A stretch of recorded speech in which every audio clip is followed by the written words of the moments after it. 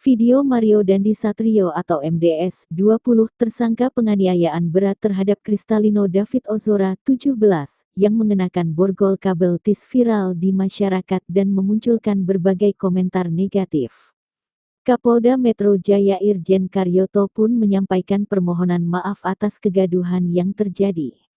Yang jelas kalau memang ini menjadi semacam koreksi bagi Polda Metro saya terima, dan kami berterima kasih kepada netizen, dan saya katakan apapun masukan karena yang terlihat di dalam video seperti itu, saya selaku penanggung jawab Polda Metro Jaya minta maaf, tutur Karyoto di Polda Metro Jaya, Jakarta, Minggu tanggal 28 Mei tahun 2023. Berikut konferensi pers Polda Metro Jaya atas viralnya video tersebut. Ya rekan-rekan, frame by frame, sebenarnya banyak frame ini dari teman-teman juga sebagai selaku kontrol sosial yang kita berikan akses supaya ini transparansi wujudnya tercapai.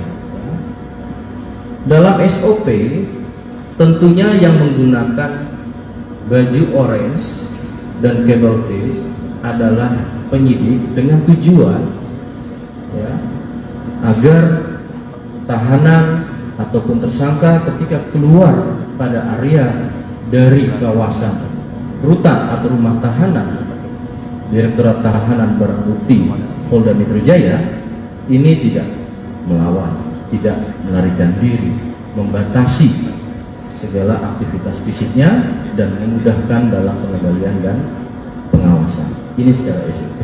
Terkait dengan tanggapan itu sudah disampaikan tadi, kami sampaikan semangat Polda Metro Jaya, semangat penyidik hal yang sama dengan apa yang dirasakan, harapan, semangat daripada khususnya keluarga korban. Setelah ini mungkin rekan-rekan bisa menghubungi dari kuasa hukumnya Ibu Melisa. Kami selalu intens menyampaikan setiap perkembangan dan kemudian juga memberikan masukan dan lain-lain. Semangat kami sama. Saya rasa itu yang bisa menjawab ya.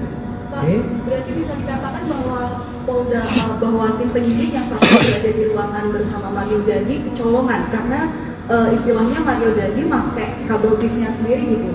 Padahal di situ kan juga ada di sebelahnya Mario Dandi juga ada tim penyidik dari anggota kepolisian. Ya, artinya frame ini saya hanya melihat dari konteks peristiwanya ya. Sehingga peristiwa ini ada sebelum yang berkembang dengan penggunaan kabel TIS, terus ada kabel TIS-nya lagi, dan kemudian pascanya. Artinya memang di ruangan itu adalah ruangan masih steril untuk tahanan keluar yang kemudian aktivitasnya di bawah pengawasan sebelum keluar dari pintu depan dan pagar depan dari Direktorat Tahanan dan Barang Bukti. Itu rekan-rekan yang bisa kami jelaskan.